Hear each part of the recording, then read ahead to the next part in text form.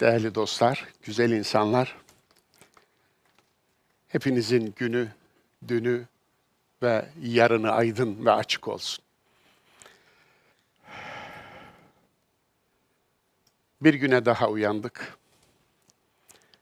Aklımız başımızda umarım. Bilincimiz yerinde. Seçim yapacağımız irademiz aktif. Vicdanımız ondan da aktif. Güne böyle başlarsanız, o günün hesabı verilebilir bir gün olur. Diğer günler de o gün gibi geçerse, o ömrün hesabı verilebilir bir ömür olur.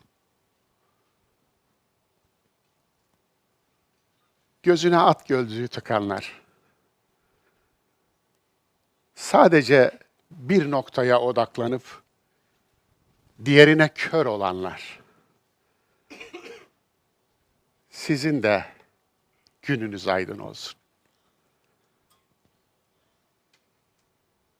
Elmayı kurtlu diye kasayı çöpe boşaltanlar veya elmanın kurdu var diye kurduyla yiyenler. Sizin de aklınız aydın olsun. Haşa huzurdan. Sizleri tenzih ederim. Ama öyle olanlara söylüyorum. Bebeğin altı pislenince, bezi pis diye bebeği de çöpe atanlar. Veya bebeğin altındaki kirli bezi, babadan kalmış köstekli gümüş saat gibi saklayanlar, ona da sahip çıkanlar. Sizin de aklınız aydın olsun. Gözüne politika gözlüğü takanlar ve hakikati değil de politikayı esas alanlar. Gözüne ideoloji gözlüğü takanlar. Aslında görme özürlü gözlüğü gibi takanlar. Gözlerini hakikate kapatanlar. Bir şey öğrenmeyenler. Sevmediğinin her şeyinden nefret eden, sevdiğinin günahına, haramına, ahlaksızlığına, zulmüne bile seven, cani ile empati yapanlar, mağdur ile değil de, katil ile empati yapanlar, maktul ile değil de, hırsız ile empati yapanlar, hırsızlığa uğrayan mağdur ile değil de, zalim ile empati yapanlar, mazlum ile değil de, sizin de gününüz, gözünüz, özünüz aydın olsun ki at gözlüğünü, o kör gözlüğü atasınız ve gözünüz açılsın. Hangi dünyaya açıksa öbür dünyalara kör olanlar. Açık olduğu dünyanın içini de kirletenler ve tüm dünyaları yok edip kendi dünyasını büyüten ve kendi dünyası için diğerlerini kurban edenler. Sizin de aklınız, kafanız aydın olsun. Daha sayayım mı? Siz sayın gerisini. Bu bir dua. Ben aydınlık duası yapıyorum. Umarım onlar da kendileri için dua ederler ve dua tutar. Bana yardımcı olurlar en azından. Kendilerine dua ederek benim duama yardımcı olurlar. Efendim, yeni bir anlam yürüyüşünde beraberiz. Anlamın peşindeyiz, anlamın arayışındayız, anlamın duasındayız. Anlamı çağırdık mı anlam da bizi çağırır. Ve unutmayalım ki Allah varsa anlam vardır. Anlamı red, Allah'ı reddir. Dolayısıyla o anlamın peşinde olanlar sayesinde bize anlam mirası ulaştı. Biz de bizden sonrakilere, torunlarımıza bu mirastan ilave ederek bir pay bırakabilirsek yaşadık sayılacağız, şahitliğimiz kabul edecek ve ben de oradaydım deme hakkını elde edeceğiz. Şu anda da bu şahitlik yürüyüşü için buradasınız, buradayız.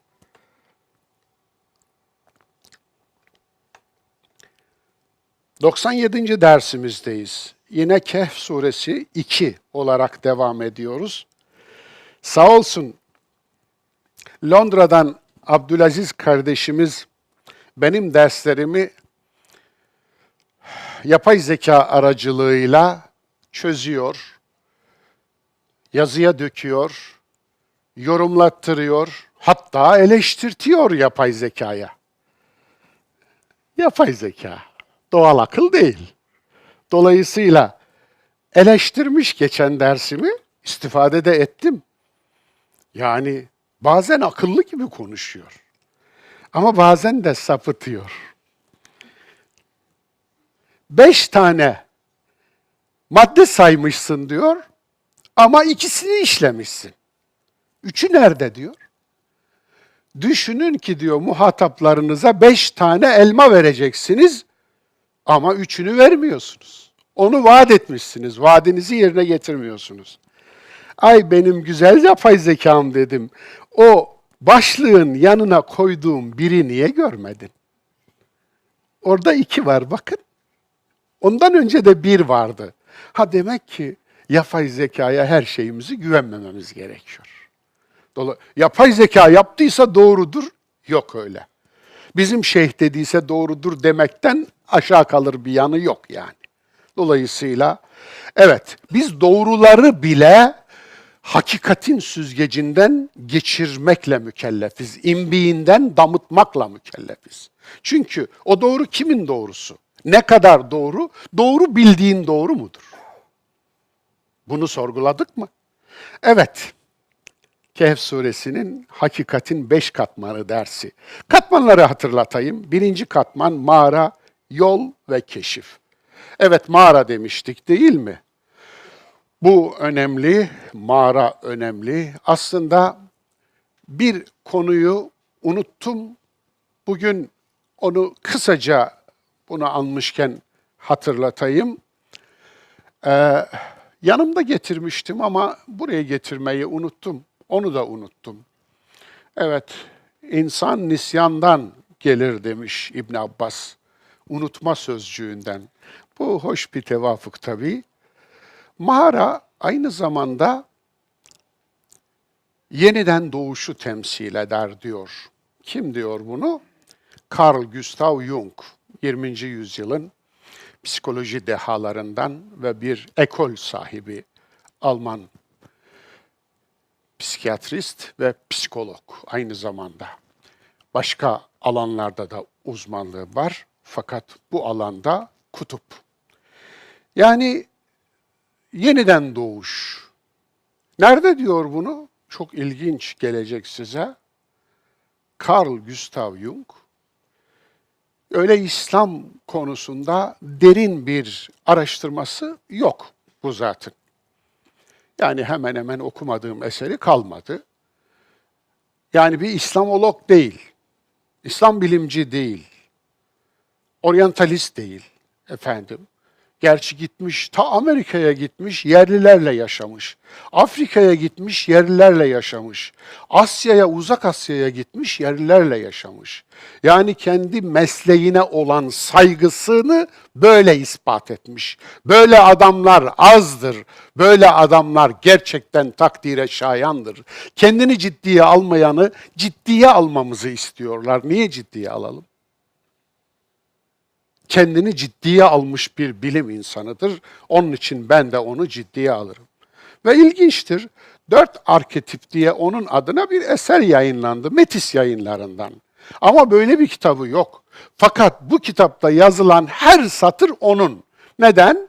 Onun müellefatı içerisinden, külliyatı, eserleri içerisinden seçkiler yapılmış ve 4 arketip üzerinden de bizlere sunulmuş. Harika.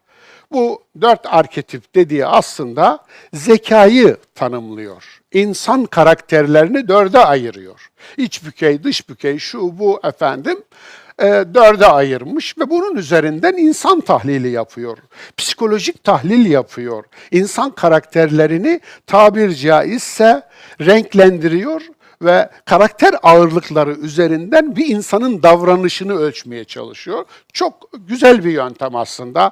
Her yöntemin kusurları, eksikleri vardır. Hiç şüphesiz hakikatin tamamı bundan ibaret olamaz.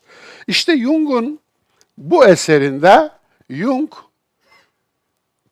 bu surenin tefsirini yapıyor. Çok ilginç. Bakınız, kendisi aslında bir Hristiyan, belki biraz tevhide yakın bir Hristiyan. Şöyle diyor efendim, benim söylediklerimin tamamının merkezinde Tanrı yer alır. Çünkü eğer söylediklerimin içinden Tanrı'yı çıkarırsam o zaman çöküyor her şey diyor. Çok ilginç. Yoksa öyle bildiğimiz kadarıyla kendisi öyle kendi dininde dahi ibadetli şu bu insan değil. Yani dinci değil efendim. İbadetli olmak dinci olmak anlamına gelmiyor. Ama gösteriş dindarlığı yapmak dinci olmak anlamına geliyor. O anlamda değil. Ama sağlam bir bilgisi var. Kendisiyle bir röportaj var da Tanrı'ya inanıyor musun diye soruluyor. Hayır diyor, biliyorum. Bu da ayrı bir şey. Yani bu cevap hayli tartışılabilir. Ama efendim kendisi böyle söylüyorsa böyledir. Ne diyelim?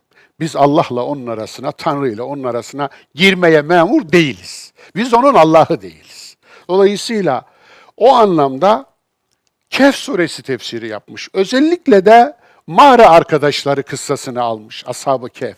Mağara arkadaşları kıssasını ve bu kıssa üzerinden yeniden doğuşun tarihteki, antropolojideki karşılıklarını bulmuş. Her kültürde. Dolayısıyla bu arkadaşlığa hatta başka misaller de bulmuş kendisi. Ben de ondan sonra kendi misallerimi buldum. Yani mesela demiş ki Gılgamış destanında Enkidu ve Gılgamış aslında buradaki Musa ve bir kul, bilge kul gibi bir arkadaşlığı var. Biri hoca, biri şakirt, biri talebe. Feta diyor ya Kur'an Musa'nın yanındaki efendim Yuşa'ya. Yani biz Yuşa diye biliyoruz onu. Onun bir fetası var.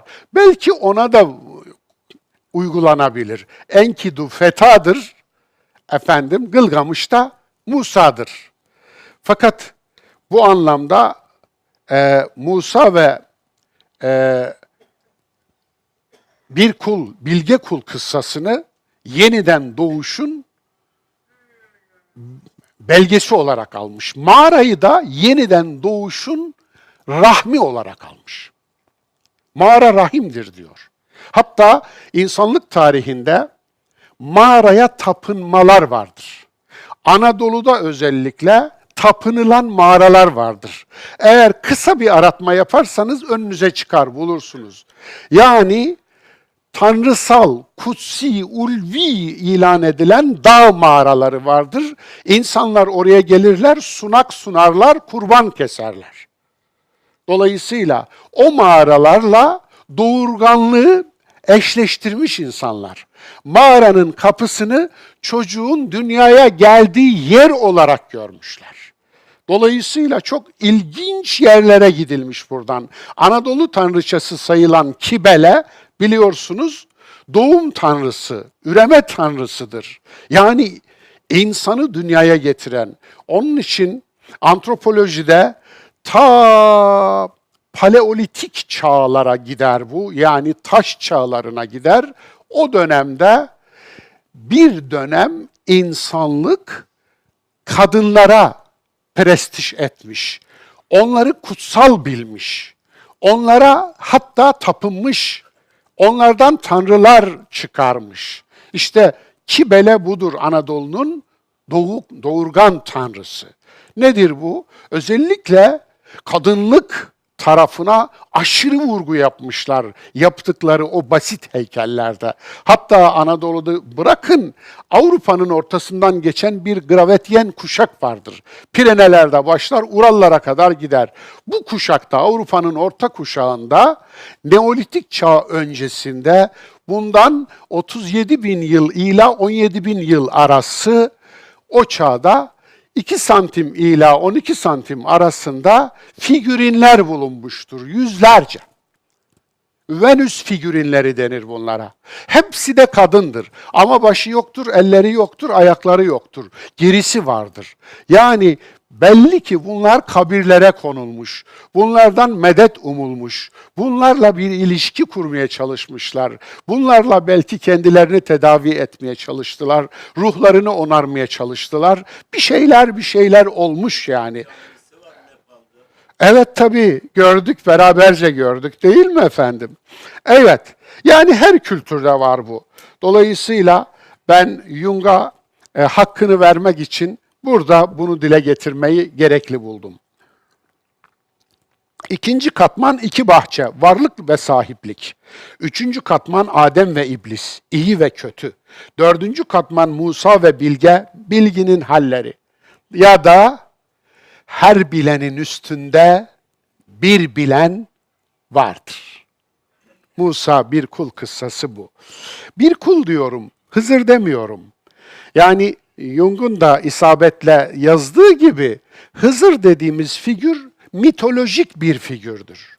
Onun için Kur'an'da geçmez. Kur'an'la alakası yoktur mesela. Neden Kur'an'da bilge kul geçer, bir kul? Orada bir kul geçiyor. Kullarımızdan bir kul diyor. Ama ben bilge kul diyorum. Niye diyorum? Çünkü o kıssanın başında bu kul için kendisine bilgi ve merhamet verdiğimiz, rahmet verdiğimiz diyor.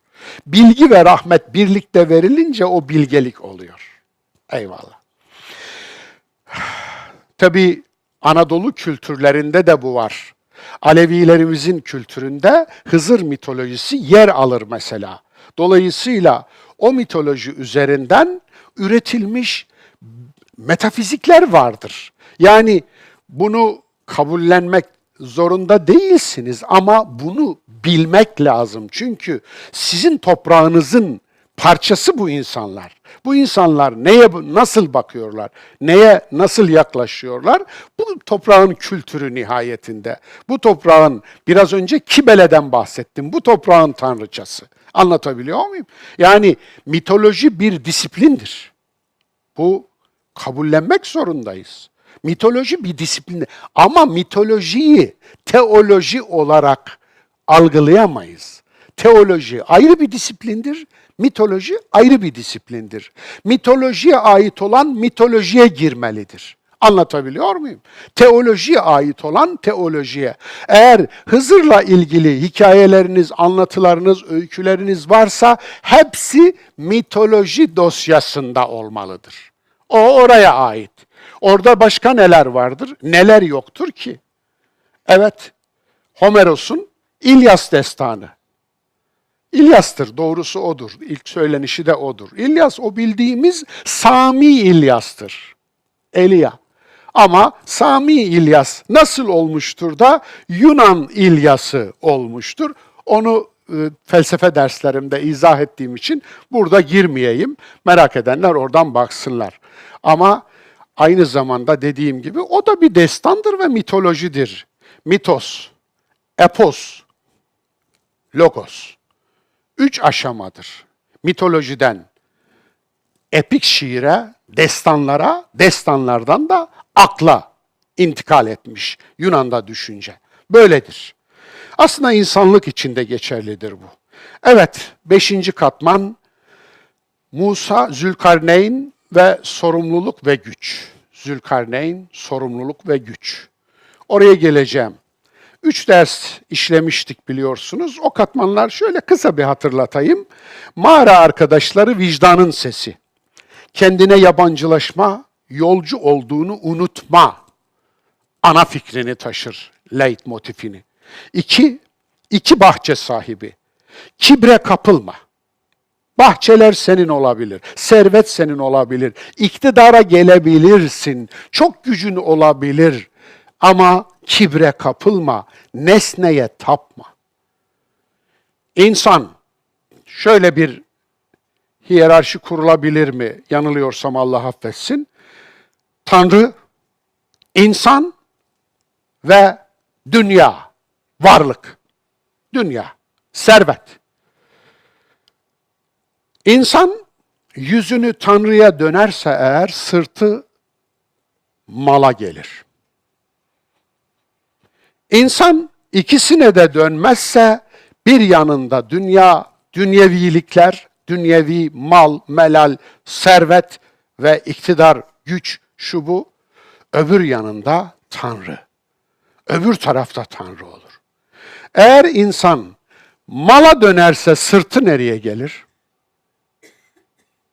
Allah'a. Allah'a sırt dönmek, mala yüz dönmektir. Mala sahip olmakla mala ait olmak arasındaki fark da budur. Servete sahip olmak, iktidara sahip olmakla iktidara ait olmak, güce ait olmak arasındaki fark budur. Evet, 2 bahçe sahibi, sen hancı değilsin. 3, Adem ve İblis. Sorumluluk sende, iradeni doğru kullan. Dip akıntısı budur, leitmotiv budur.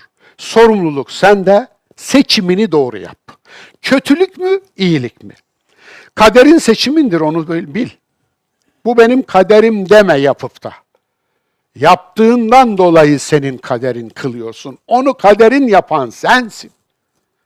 Allah rolleri dağıtmaz, tanımlar. Rolünü sen seçersin. Yoksa Musa ile Firavun arasında hiçbir fark kalmaz. Şeytan ile Adem arasında hiçbir fark kalmaz.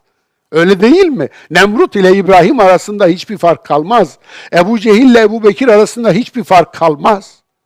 Bunların bugünkü versiyonlarına siz geçebilirsiniz.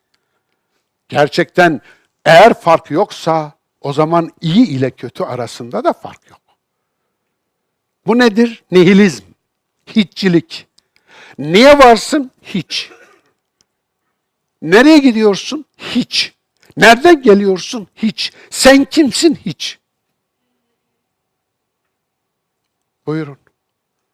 Böyle bir dünya cehennemdir.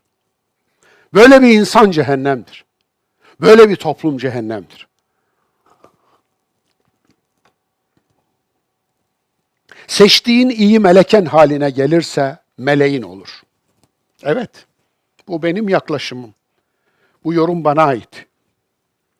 Seçtiğin iyi, iyilik. Eğer sende bir insiyak, bir refleks haline gelirse meleken olur. Meleken meleğindir. Seçtiğin kötü, sende bir alışkanlık, bir tutku haline gelirse seni tutuklayan bir şeytan olur. Evet. Seni tutuklayan bir şeytan olur. Şeytanın olur yani. Onun için melek ve şeytan algımızı Hristiyanlık yönlendirdi. Hristiyanlığın melek ve şeytan algısını da eski Mısır ve Roma yönlendirdi. Dolayısıyla pagan kültüründen alınma algılarla buraya kadar. Ve Müslümanlar tarihlerinde bir ahlak niye üretemedi sorusunun cevabı budur. Geldiğimiz çukur ortada. Onun için çuvaldızı kendimize batırıyorum. Ahlaki olan budur. Yoksa ben yapmadım, Miki yaptı ya bağlarız ki ben yapmadım, o yaptı. Ve la maazira. Mazeret yok. La tuharrik bihi lisanek. Hani ağzını oynatma, çeneni çalıştırma. Mazeret yok. Anlatabiliyor muyum? Niye? Sen seçtin. Seçim senin. 2 tane seçenek sunuldu önüne. Seçtiğin kötü meleken haline gelirse şeytanın olur. İlginç. Kur'an'da melek de şeytan da 88 yerde geçer. Bu da ilginç bir tevafuk. Yapacak bir şey yok. Bozacak halimiz de yok. Evet, ikisi de 88. Demek ki aslında ikisi arasında iyi ve kötü olarak bir korelasyon var. Anlatabiliyor muyum? Bir bağlantı var. Nedir bu? Efendim, aslında kötüysen kötü kadar şeytan, iyi kadar da melek. Evet. Dördüncüsü Musa ve bilge kul, her şeyi bilemezsin. Bunun da dip akıntısı budur. Her şeyi bilemezsin. Sınırlısın, ölümlüsün, bilgin de sınırlı. Unutma bunu. Bunu kabul ettiğin zaman rahatlıyorsun. Her zaman söylüyorum ya, cahiller her şeyi biliyorlar. Onun için imamlardan biri öyle der. Ne zaman bir cahille tartışmaya girmişsem kaybettim. Evet. Eşekle aslan tartışmışlar. Affedersiniz, eşekle ayı tartışmışlar. Böyle miydi? Neyse böyle olsun şimdilik. Efendim aslana gelmişler. Yani aramızda nizayı kaldır, çözüm bul diye. Aslan demiş ki efendim ayıya sen haksızsın demiş. Efendim haklı olduğumu siz biliyorsunuz. Bunu ben sizden duydum. Hayır demiş, ondan dolayı değil. Eşekle tartıştığın için haksızsın. Dolayısıyla insan her şeyi bilmez. Her şeyi bilmediğini bildiği zaman bildiklerini bilir. Bildiğini bilmektir aslında. Kişi haddini bilmek gibi irfan olmaz demiş eskiler. Haddini bilir. Haddini biliyorsa zaten bildiğini biliyordur. Bilmediği şey hakkında da bilmiyorum der. Bak, cahillerin ağzından bilmiyorum lafını hiç duymazsınız. Her lafı duyarsınız da bilmiyorumu duymazsınız. Bilmedikleri bir şey yok ki. Onun için bilmediğimiz çok şey var arkadaşlar.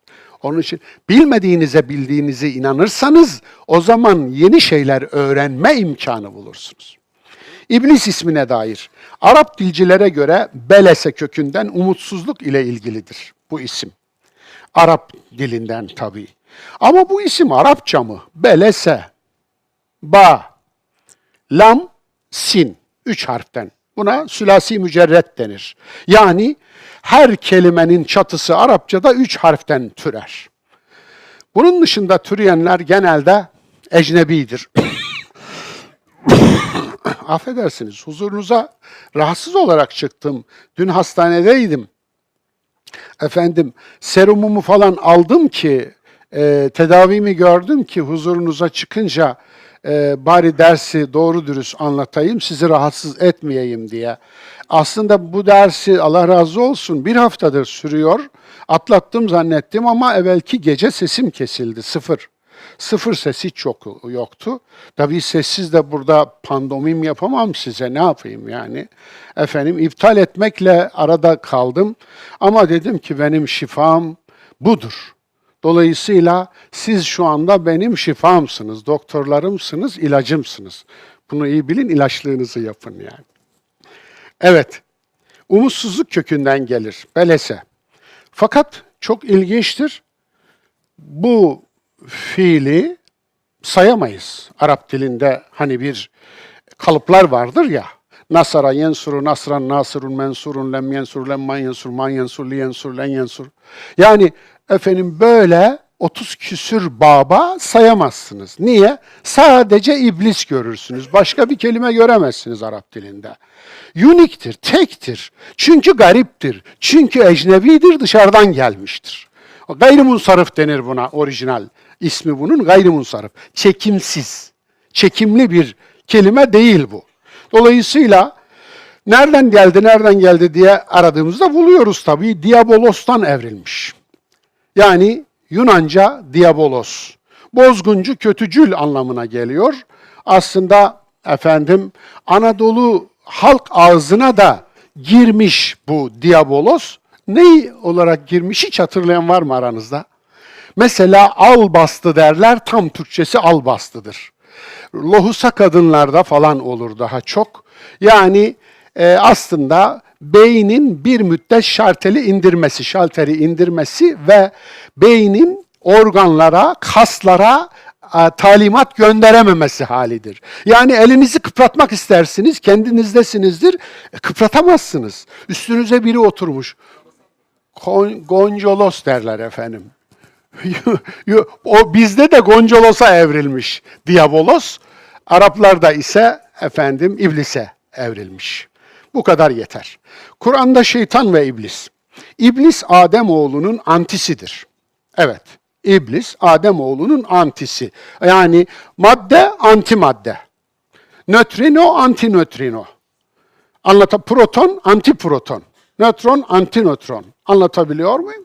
Dolayısıyla nasıl atom altı parçacıklarının antisi var, o antisiyle beraber birbirini yok ediyorlar biliyorsunuz. Yani artı parçacık, eksi parçacığı çatışınca yok ediyorlar. Varlık eğer birebir yok etselerdi şu anda her şey neden var sorusu hiçbir şey neden yoka dönüşecekti. Bunu soran bile olmayacaktı. Varlık olmayacaktı. Varlık milyarda bir fazla vermiş. Bu. Yani nötron, antinötron efendim.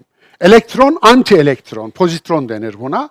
Dolayısıyla bunlar birbirini yok eden şeylerdi. 1 milyarda bir artı vermiş, fazla vermiş. Ve bütün alem o fazlalığın eseri olarak duruyor. İlginç değil mi? Evet. Ben bu tip durumlarda Allahu Ekber diyorum. Evet. Adam öldürürken diyenlere de efendim Allah ne bileyim akıl fikir versin. Evet. Slogan değil yani. Kur'an'da hep tekil geçer. Şeytanın kişileşmiş, kişinin şeytanlaşmış halidir. Evet, şeytanın kişileşmiş, kişinin şeytanlaşmış halidir. Arkadaşlar, ılık suyumu eksik etmezseniz sevinirim. Şeytan kişileşir mi? Evet. Kişi şeytanlaşır mı? Evet. Peki şeytan ayrı bir varlık olur mu? Hayır. Koca bir hayır. Şeytan dersi yapmıştım burada çünkü. Oraya lütfen bir dönüp bakın ya, yarım saattir yani. Yarım saattir. Dolayısıyla 24. ders mi olacak, yanlış mı? Efendim? Teşekkür ediyorum. Size de teşekkür ediyorum da aklıma da hafızama. Onu da ediyorum yani. Hakkı kalmasın bende. Evet. Kişinin şeytanlaşmış hali. Şeytan Kur'an'da 77 ayette 88 kez geçer. Evet. 88 kullanımdan 59'u ki bunların 60 küsürü eşşeytan olarak geçer. Eşşeytan olanların çoğunluğu yani 59 tanesi Mekke'de, Medine'de, Taif'te ve bölgede yaşayan kanlı, canlı, bilinen adı sanı olan insanlar. Evet. Birine şeytan denir mi? Şöyle denir. Kötülük yapana şeytan denmez. Kötü olana şeytan denir. Bak bunu bile ayırt edemiyoruz. Kötülük yapmak ayrı bir şey, kötü olmak ayrı bir şey. Günah işlemek ayrı bir şey, günah olmak ayrı bir şey. Biri patolojiktir, diğeri patojeniktir. Ne fark ne? Patolojik olan hastalık kapmıştır, patojenik olan hastalığın kendisi olmuştur. Virüs dağıtan etrafına hastalığın kendisi olmuştur. Anlatabiliyor muyum? Onun için kirleneni temizleriz. Biri kirlenmiştir, diğeri kirdir, kirin kendisidir. İşte fark bu. Kirin kendisi olan, yani kötülüğün kendisi olan şeytandır. O şeytandır. Seninle iyilik arasına girer, seninle hak arasına girer, seninle hukuk arasına girer, seninle insan arasına girer, seninle iyilik arasına girer. Evet, girer yani. 88 kullanımdan 19'u dedim, bölgede yaşayan canlı kanlı insanlar. Geri kalanı ise ne? 88'den 59'u çıkar, geri kalanı ne? O da 19 mu kalır? Efendim, eyvallah. O da şudur. Güdü ve dürtülerimiz. Güdü ve dürtülerimizi biliyorsunuz. Güdülerimiz ta 4 milyar yıllıktır. Güdülerimiz. 4 milyar yıllık bakteri döneminden beri prekaryotik bakteriler, ta basit bakteriler, en basit üreme tarzı, efendim, canlılığın en basit hali. Mürekkebe doğru geldik. Biz canlılık ağacının son meyvesiyiz ama en son meyvesi değiliz. Devam ediyor. Evet, tekamül, evrim devam ediyor. Birileri kudursa da evrim devam ediyor. Zaten efendim nezleyim dediğinizde evrimi kabul etmiş oluyorsunuz. Gripim dediğinizde evrimi kabul etmiş oluyorsunuz. Aşı vurdurduğunuzda evrimi kabul etmiş oluyorsunuz. Aşıların tamamı evrimi kabul ettiğinizin bir fiili göstergesidir. Yapmayın Allah aşkına. Yani aynaya bakın şöyle. Dün yaşamış olup bugün hiç bulunmayan hayvanlar var. Habire delil çıkıyor, ayet çıkıyor yerden.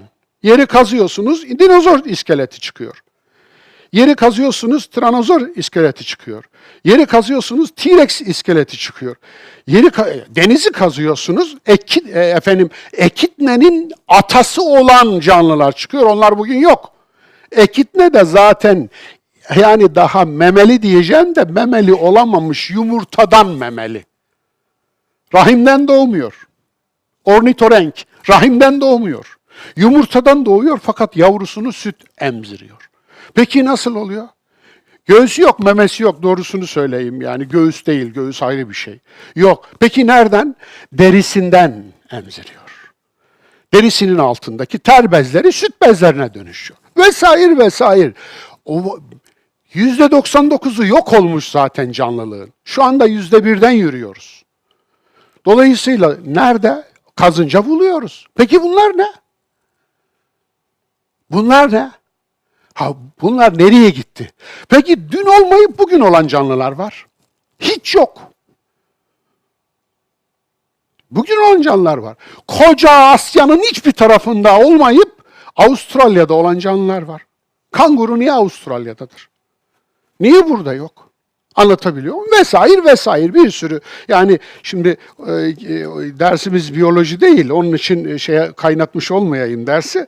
Ama bunlar bir malumat. Dolayısıyla geri kalanı dedim güdüler. Güdüler oradan geliyor.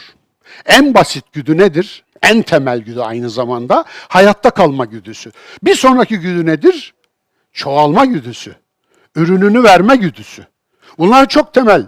Güllerde vardır bu güdü. Bakınız. Güllerle ortağız. Sadece güllerde mi var? Yılanlarda vardır bu güdü. Onlar da en basit güdü, hayatta kalma güdüsünden dolayı gıda arayışına çıkarlar. Her avcı bu güdüden dolayı avcılık şeyleri geliştirmiştir. Ya pençeler geliştirmiştir, ya dişler geliştirmiştir, ya bir savunma mekanizması geliştirmiştir. Mürekkep balığı mürekkebi savunma mekanizması olarak kullanır ve avcılık için kullanır. Anlatabiliyor muyum? Elektrik balığı elektrik üretir yahu, avcılık için üretir ve tabii savunma için üretir. Dolayısıyla hayatta kalma güdüsü her birine farklı unsurlarla savunmasını sağlar. Bakınız, yılan zehri neden var? Her yılan da zehirli değil vesaire. Dolayısıyla güdüler böyle. Hayatta kalma güdüsü en ilkel güdü demiştim. Allah aşkına biz insanız. Güdülerimizi ve dürtülerimizi aklımızla yönetiriz.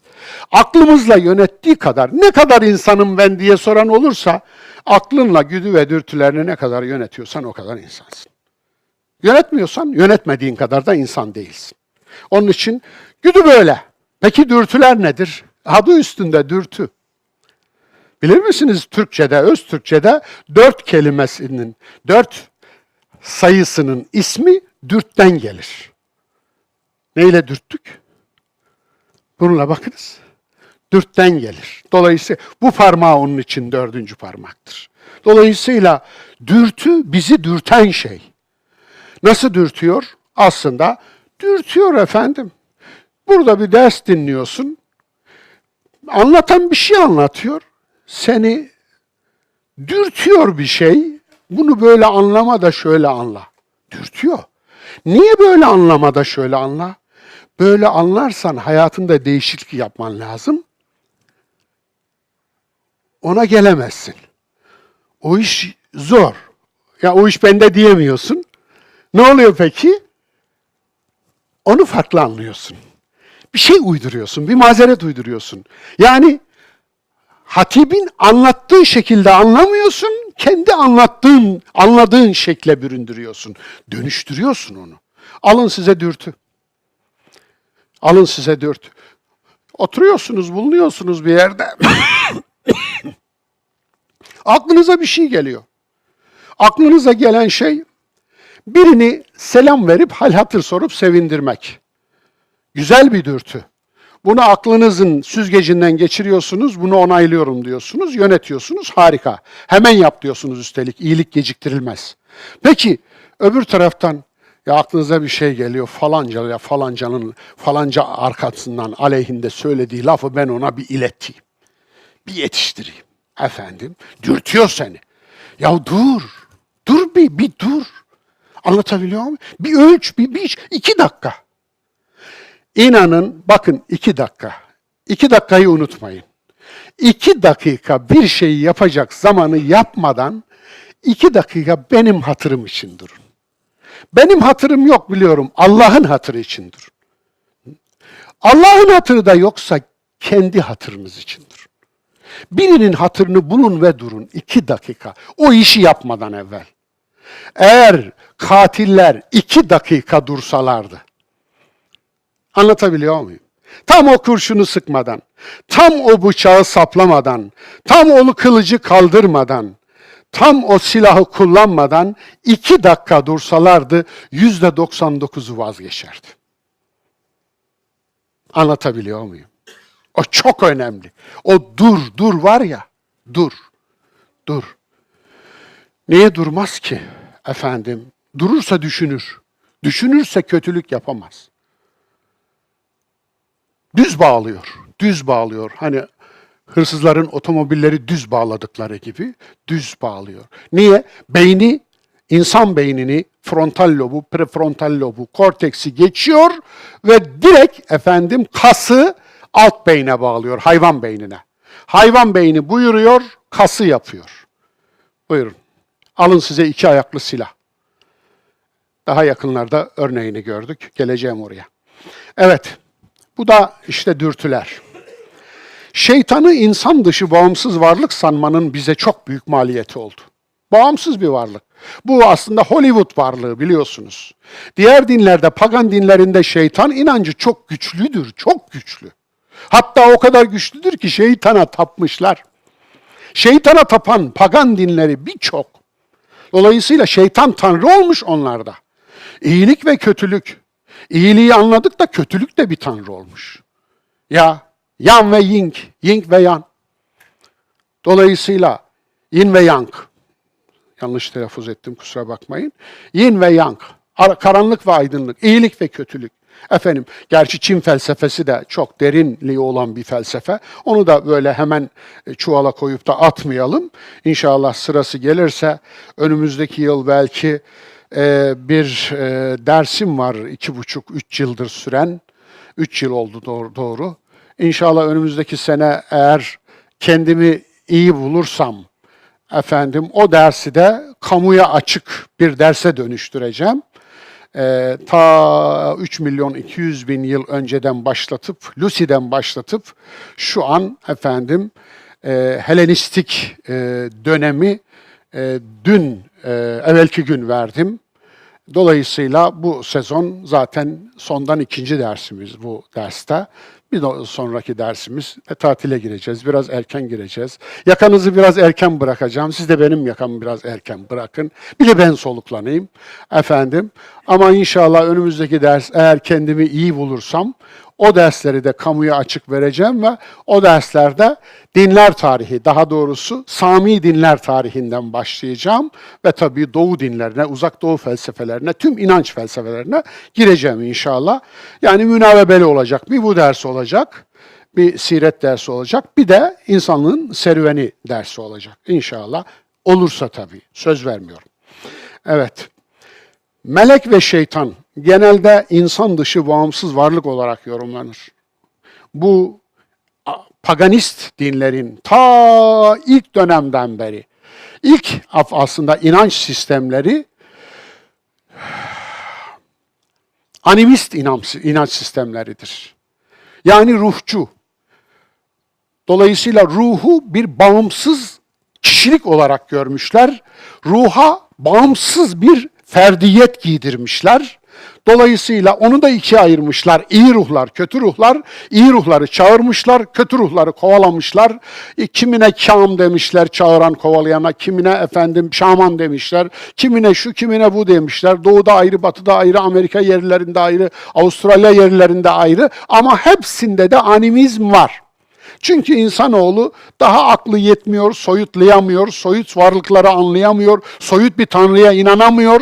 Dolayısıyla dokunacak, öpecek, elleyecek, kucaklayacak. Ne yapsın yani? Efendim? Çünkü henüz bebeklik döneminde, henüz aklı erginleşmemiş. Ergen. Onun için de ne yapsın? Böyle götürmüş işi. Bir müddet böyle teselli etmiş kendisini. İnsandır. Kendisini teselli edecek bir şey mutlaka bulur bugünküler gibi. Evet ama yanlış. Fakat bu insanlığın başına çok bela açmış. Melek ve şeytana tapmak bu belaların başında dedim. Şeytan çıkarmak mesela, egzorsizm. Hristiyanlıkta kilisenin çok ünlü bir uygulaması bu. O kadar ciddiye alırlar ki daha en sonuncusunu Trump'ın manevi danışmanıymış.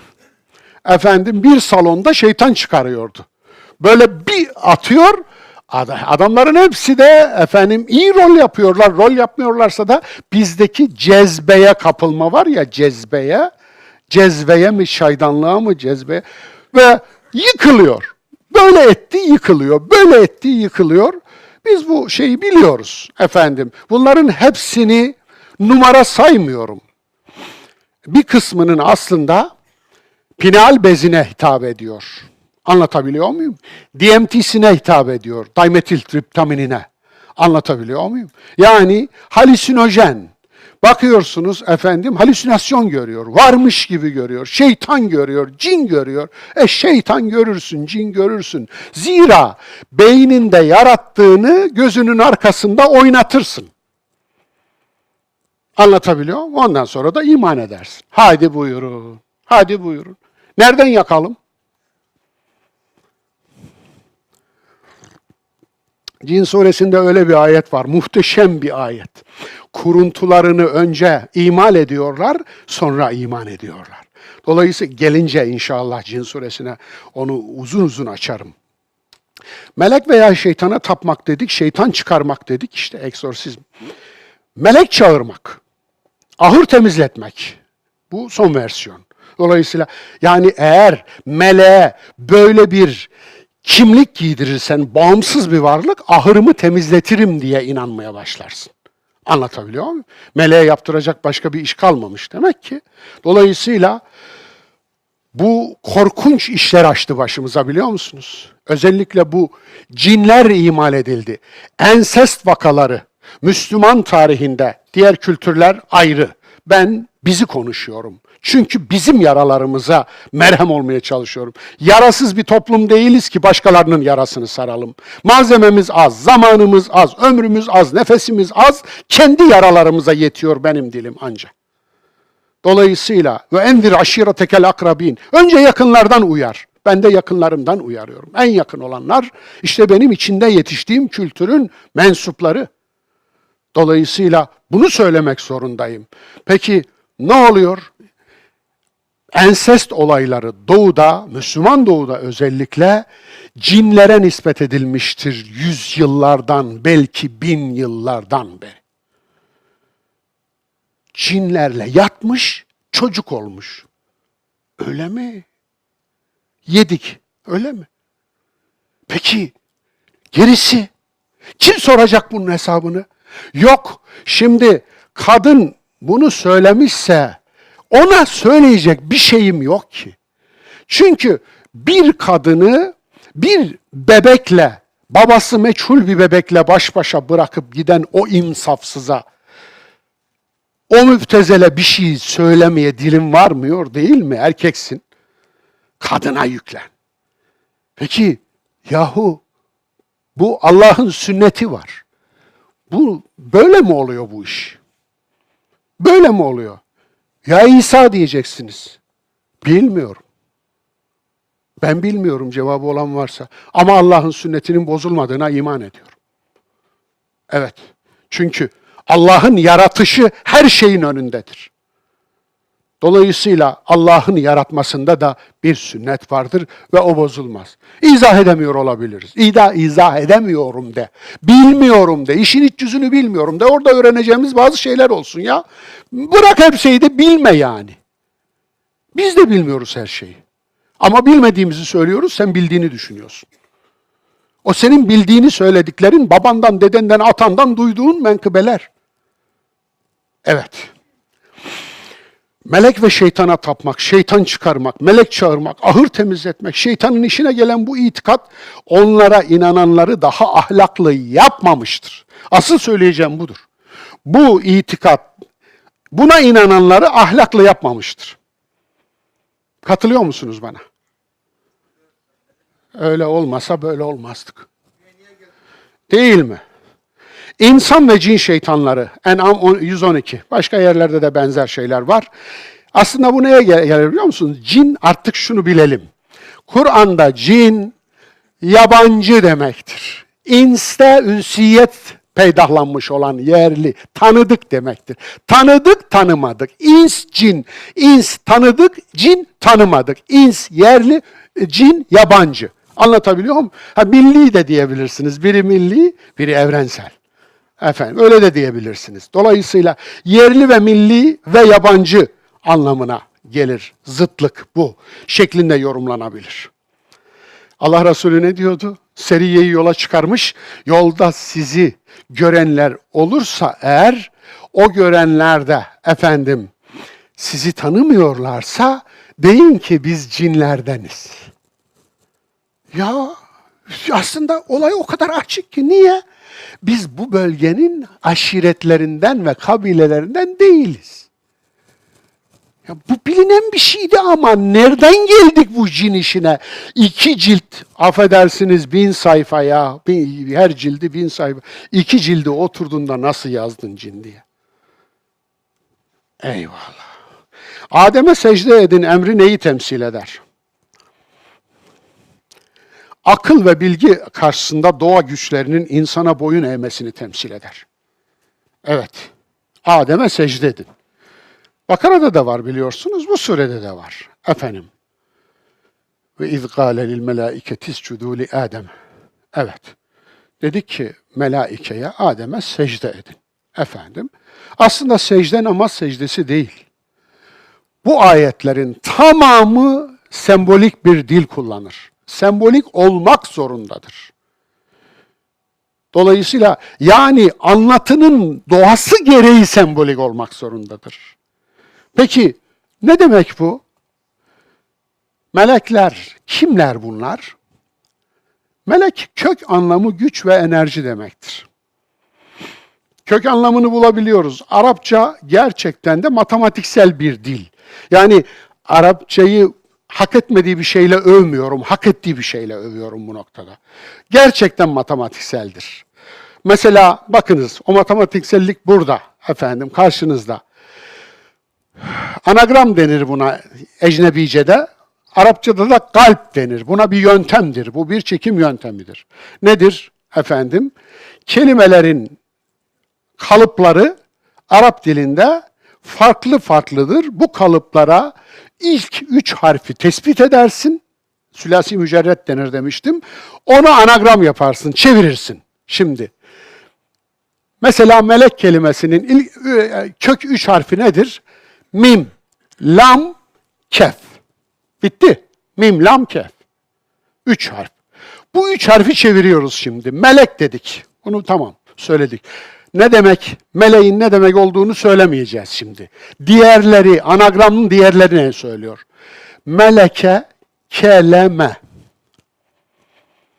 Kelam. Kalem. Kelime. Ne demek? Güçlü söz demek. Etkili, güçlü, enerji veren, karşıdakini harekete geçiren söze kelam denir. Güçsüz söze ne denir? Kavl denir Arapçada. Anlatabildim mi? Dolayısıyla evet, mekele, Efendim, Mikail oradan gelir. Mikail'in görevi neydi? Tabiat güçleri, işte rüzgar, şu bu, efendim fırtına, tabiat güçleri üzerinde efendim o gücü harekete geçiren kelebek etkisi aslında. Anlatabiliyor muyum? Peki, lekeme nedir? Bak, harfleri çeviriyorum, 3 harf. Lekeme. Lekme, Arapçada budur. Lekme, Arapçada budur. Hem tokat hem yumruk. Onun için boksörün ismi Arapçada mülakimdir. Aynı kök, aynı yer. Güç sarf etmek. Efendim, karşıdakine etki etmek, tesir etmek. Evet, kelamı söyledim. Kemele, kemal, kamil. Altının bir ismi de Arapçada kamildir. Çünkü nedir? Kararlı elementtir altın, değil mi? Oksitlenmez. Onun için paslanmaz altın. Kararlıdır. 79 tane protonu vardır ve artık kararlıdır. Elektron vermez ve neredeyse almaz. Vermez neredeyse. Efendim. Dolayısıyla bu anlamda kemal en güçlü haline ulaşmış, potansiyelini gerçekleştirmiş, zirvesine çıkmış demektir. Buyurun, melek güç ve enerji ile alakalıdır. Dolayısıyla nereden bu o zaman geliyoruz? Tabiatta hükmetme yetkisi verdik. Aslında insan dağları nasıl deldi? Aklıyla deldi. İnsan suları nasıl çıkardı? Aklıyla çıkardı. İnsan demir cürufunun içinden demir cevherini nasıl aldı? Altın cürufunun içinden altın cevherini nasıl aldı? Bakır cürufunun içinden bakır cevherini nasıl aldı? Aklıyla aldı. İnsan işte varlık üzerinde böyle bir tasarruf yaptı. Ne sayesinde? Varlığa, insana boyun eğ. Yani bunu Allah'la ilişki kur diyor. Boyun eğdi. Boyun eğmeseydi sırtınızdaki elbiseleri dikemezdiniz. Gözünüze taktığınız gözlüğün camını yapamazdınız. Berbere gidip tıraş olamazdınız. Ayağınızdaki ayakkabıyı yapamazdınız. Arabalarınız olmazdı. Uçaklarınız olmazdı. Ev eşyalarınız olmazdı. İzin vermezdi varlık. Nasıl? Vermeyebilir mi? Halen de vermeyebilir. Nasıl olursa? Füzyon. Atomun çekirdeği ile atomun etrafında, yörüngesinde dönen elektronlar arasındaki boşluk, bir stadyumun en dış köşelerinden bir yuvarlak çizin ve içine bir iğne toplu koyun. O kadar boşluk. Evet. O kadar boşluk. Yeryüzündeki tüm insanlar gelmiş geçmiş, eğer atom boşluğu alınsaydı bir küp şeker boyutundaydı. Nasıl buldunuz? İlginç değil mi? Ne dediniz? Evet, ben öyle diyorum. Evet, dolayısıyla yine mümkün. İşte nötron yıldızlarında olan bu. Bir çay kaşığı 40-50 bin ton geliyor. Atom boşluğu alındığında. Bitti. Kullanamazsınız. Alabilir misiniz? Açabilir misiniz? Taşıyabilir misiniz? Kullanabilir misiniz? Evet. O kullanıma hazır kılmak için böyle bir atom altı fiziği gerekti. Eyvallah. Benim dostum var da böyle bazen söyleyecek laf bulamaz, böyle coşar. Allah'tan Allah razı olsun falan der böyle efendim.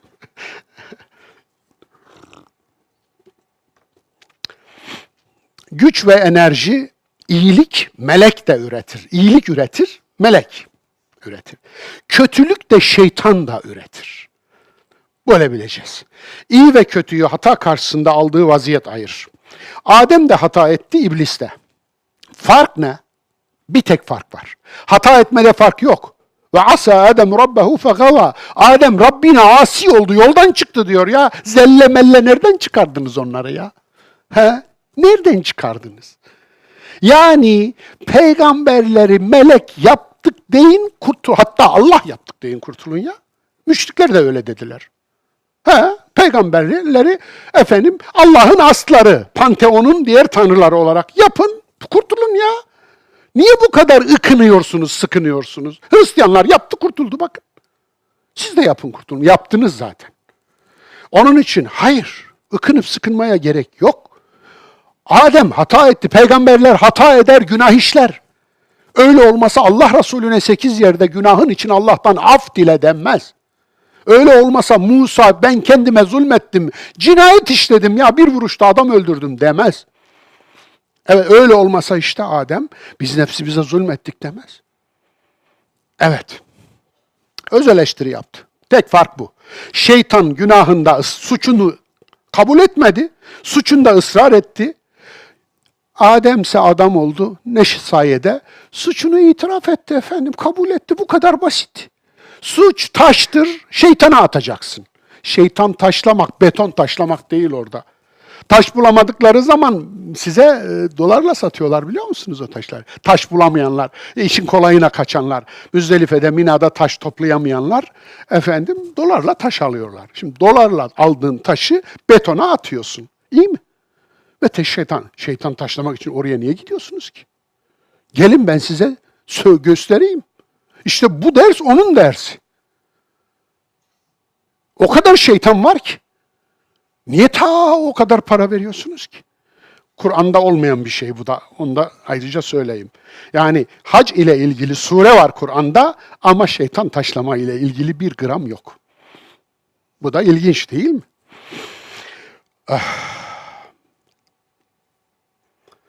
İblis hatasını savundu, yaratana iftira etti. Beni sen azdırdın dedi. Araf suresi 16. ayet. Evet. Beni sen azdırdın. Evet. Onun için ne yapacağım? لَاَقُدَنَّ لَهُمْ sıratekel müstakim. Evet, sıratekel müstakim. Senin dosdoğru yoluna oturup kullarını saptıracağım. Şeytan doğru yolda oturuyor dostlar. İtirazı olan var mı? Sırat-ı müstakime ama doğru yolda eğri oturuyor. Doğru yolda olmak yetmiyor. Doğru yolda doğru olmak. Doğru yolda doğru olmak nedir? Yola yatmamak, yolu sapmamak, yol üzerinden tutuk atmamak, yolcu olmaktır.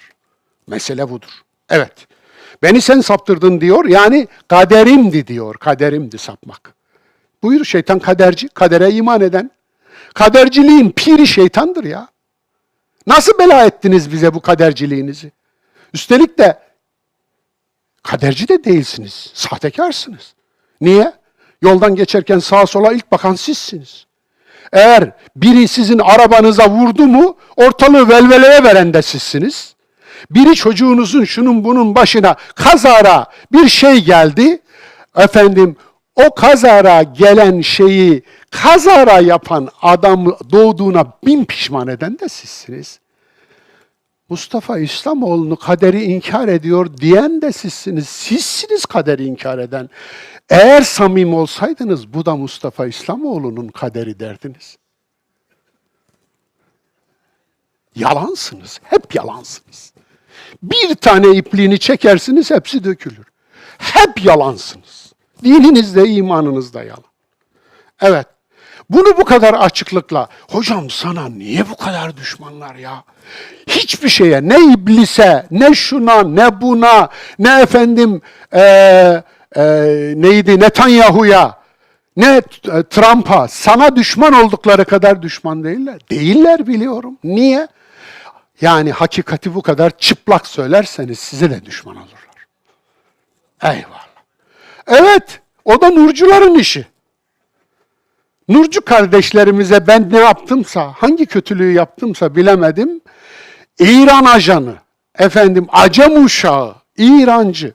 Ya milletin boynuna Şia'nın cevşenini taktıran sizsiniz ya, nurcular. Nurcu kardeşlerim, canlarım benim. Ya Şia'nın cevşenini milletin boynuna taktıran ben değilim sizi. Ya ben Mehdi diye bir şey yok. Bu safsatadır. Öyle bir şey beklemeyin. Gelmeyecek derken siz yana yakıla üstadınızı bile Mehdi'nin ya müjdecisi ya kendisi kabul ediyor, inanıyorsunuz. Aranızda buna inanan cemaatler çıkarmışsınız yahu. Niye siz Şii olmuyorsunuz da ben oluyorum? Şia'nın her şeyine inanan sizsiniz. Ben de Şia'dan şu kadar zırnık bulunmaz. Ben olsam Sünni olurdum. Sünni olmadım. Niye Şii olayım ya? Allah Allah. Evet. Yani ben İnsan olmaya çalışıyorum. O kadar. Evet, iyi bir insan olmaya çalışıyorum. O kadar. Bunun da bedelini ödüyorum. Bundan da şikayetçi değilim. Evet. Yani Adem ben kendime zulmettim derken İblis bu kaderi sen yazdın dedi. Kibirli ve ırkçı. Ben ondan hayırlıyım. Beni ateşten onu çamurdan yarattın dedi değil mi? Halakteni min narin ve halaktehu min tin. Beni ateşten onu yani aslında ilk ırkçı kimdir sorusunun cevabı açık. İblistir. Niye öyle? Aslında iblisleşen insandır ilk ırkçı tabii ki. Bunu böyle anlayacağız artık. Peki niye? Ham maddesini övünç vesilesi kıldı, üstünlük vesilesi. Beni ateşten yarattın. Efendim yani hatta bu manada melek ve şeytanı aslında aynı aslın iki çıktısı olarak gören yorumlar vardır mistiklerde. Nedir? Nar ve nur. Nur, aynı kök, aynı ateş var. Ateşin ışığı meleği temsil eder, ateşin ısısı şeytanı temsil eder. Bu yorumda da herhalde alınacak bir şeyler vardır. Her yorumda alınacak güzel bir yan bulunabilir yani. Onu da atmamak lazım. Biraz önce çocuk ve bebek bezi örneğini verdim. Elma ve kurt örneğini verdim. Ben yapacak değilim aynı hatayı. Ama şu an için kullandığım noktada bu bir sapma olarak gözüküyor. Evet, çünkü kibirlendiğinizde şeytan olmuş oluyorsunuz. Eğer üstünlük ölçüsü takva idi değil mi? Takvanın yerine bir başkasını koyarsanız o konuda şeytanlık yapıyorsunuz. Budur. İrade testi. Adem iyiyi seçti, iblis kötüyü seçti. Bu kadar. Tarihsel olgu Kur'an-ı ilkeyle uyuşur mu? Kur'an baştan sona dini eleştiridir. Gelenek dini eleştiriyi tekfir etmiştir. Dini eleştiri yapanı kafir saymıştır gelenek. Onun için kocaman Gazali doğru ifade bu. Kocaman Gazali kendisinden önce olmuş, ölmüş 2 tane filozofumuzu ya çıkara kaç tane filozof çıkardık. İbn Sina ve Farabi'yi kafir ilan etmiştir ya. Kafir ilan etmiştir. Gazali'ye bu yeter. Dama çıktı, merdiveni çekti. Gazali'nin kendisi aslında felsefeyi inkar eden filozoftur. Çünkü felsefeyi devirmiştir. Ama dama çıktı, merdiveni çekti dediğim o. Dama çıktın, aynı merdiveni kullandın. Müsaade buyur orada kalsın da biz de kullanalım değil mi? Sen felsefe okuyorsun, helal oluyor. Biz okuyunca niye haram oluyor? Mantık bilmeyenin ilmine güvenilmez diyen Gazali. Aynı zamanda seçmecisin de ha? Seçmecisin. İşine geleni felsefeden, iyi de mantık ilminin piri Aristoteles'tir. Organonu yazan odur. Dolayısıyla sen kendine en yakın olan 2 felsefecimizi, filozofumuzu kafir ilan edip cehenneme gönderirken öbür taraftan Aristo'nun icat ettiği mantığı bilmeyeni ilmine güvenilmez olarak kodluyorsun. Ben sana ne diyeyim Gazali? Daha diyecek çok şeyim var da. Tevhidde de sorunun var senin. Zaman ilahtır diyen bir lafı, bir küfür lafı hadis diye almışsın Gazali. Bırak muta'in feme emin ayetini şey yaparken mutağı izah ediyorsun güya. Ne tanrıdır diyebilirim, ne tanrı değildir diyebilirim. Ne demek bu ya? Ne demek bu? Sen neye inanıyorsun? Kardeş. Ya Gazali'ye laf ettik değil mi? Bakın şimdi. Bakın şimdi. Önümüzdeki haftalarda türeyen videolara bakın. Sıraya girecekler. Anlatabiliyor muyum? Sıraya. Yani Allah'ı bu kadar savunmazlar. Peygamberi bu kadar savunmazlar. Ama Gazali dediğinde tamam bittin. Bittin. Direkt çöp. Evet. Kur'an tarihsel olgu Kur'an-ı ilkeyle uyuşur mu dedim. Kur'an baştan sona dini eleştiridir. Gelenek dini eleştiriyi tekfir etmiştir. Kur'an'a göre üstünlük ölçüsü takvadır. Geleneğe göre sahabe, seyyid, şerif. Sayın gitsin canım. Evliya şu bu. Evliyadır diyor. Evliya ne demek? Allah dostu. Allah dostu demek değil. Her mümin evliyadır der İmam Ebu Hanif biliyor musunuz? Her mümin evliya. Tabii ayet var. Tabii. Tabii efendim. Peki niye ayeti inkar ettiniz de her müminin, her gerçek müminin evliya olduğu ayetini? Siz müminlerin içinden kendi efendilerinizi tutup Allah'ın dostu inanıyorsunuz. Birinin Allah'ın dostu olduğunu bilen ve ona evliya diyen ondan daha üst mertebede biridir değil mi? Demek ki siz Allah'ın özel kalem müdürü veya sekreteri olarak görüyorsunuz kendiniz. Yani dostları kim onu öğreniyorsunuz.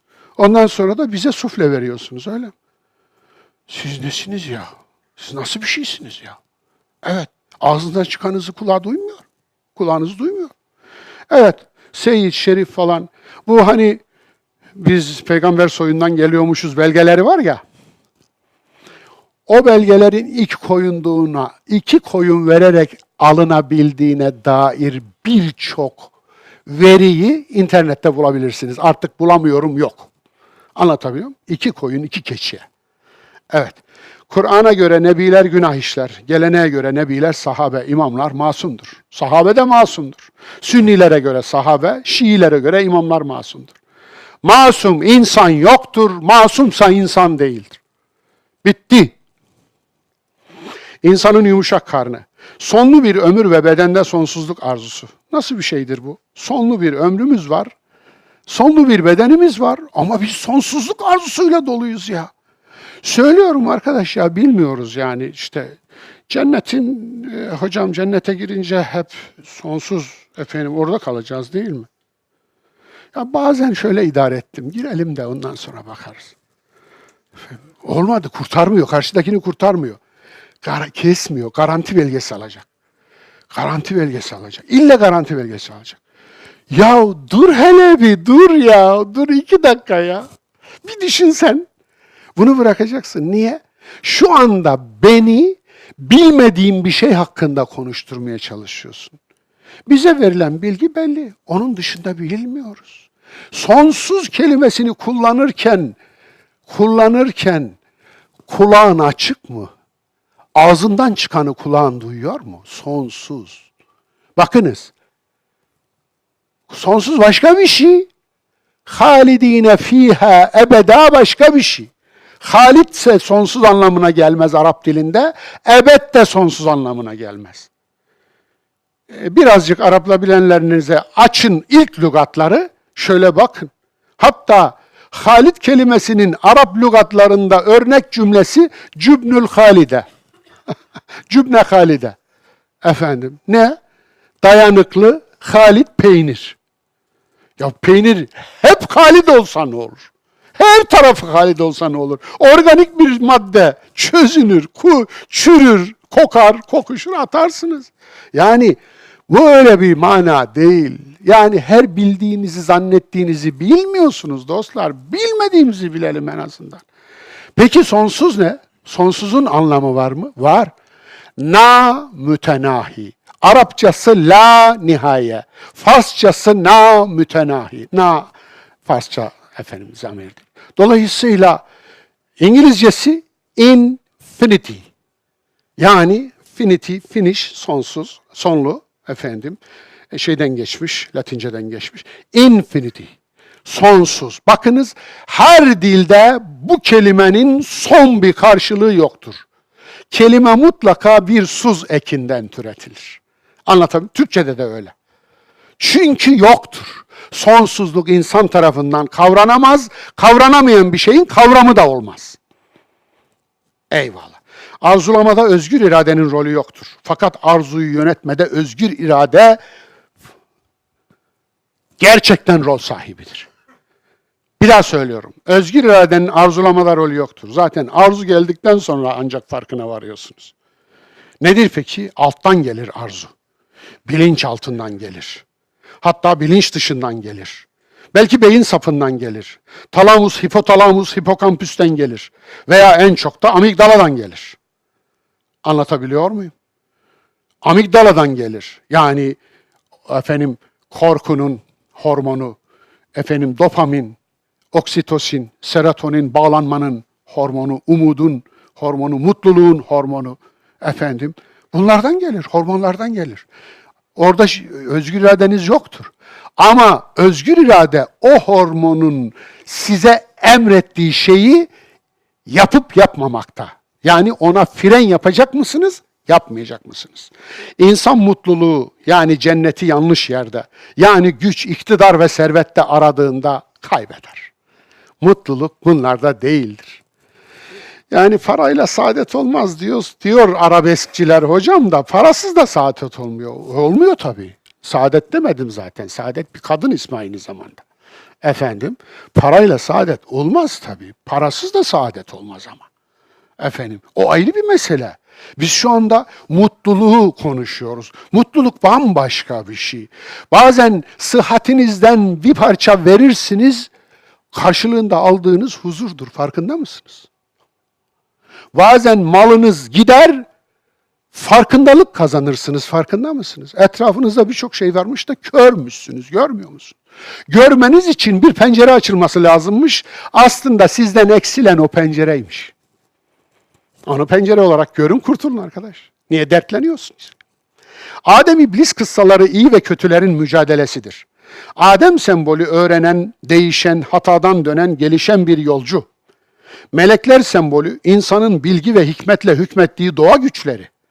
İblis sembolü öğrenme, değişim, gelişime kapalı, öğrenmeye kapalı, değişime kapalı, gelişime kapalı, mutlak haklı kibir ve egodur. İblis. Kibir ve ego. Cennet sembolü insan fıtratındaki iç huzuru ve denge durumudur. İç huzuru ve denge durumunuz oluşsun, göreceksiniz yürüyen cennete dönüşeceksiniz. Dünya sembolü bu huzur ve dengenin akıl ve erdemle inşa edileceği emanet mekandır. Evet, 4. katmana geldik. Ben bittim. Bunu burada işlemek istiyordum ama bununla beraber 5. katmanı son derse bırakayım. Onu umarım biraz kısa tutarım. Efendim, yani bir de veda konuşması yapmam lazım, dönem vedası. Ama efendim, ömrümüz yeter, nefesimiz sürerse inşallah yolculuğa devam edeceğiz. Yola devam edeceğiz. Biz yolcuyuz. Güzel kardeşlerim, siz var olduğunuz sürece ben varım. Siz yoksanız ben de olmam. Var olun. Allah'a emanet olun. Hoşça kalın. Hepinize sevgiler, selamlar.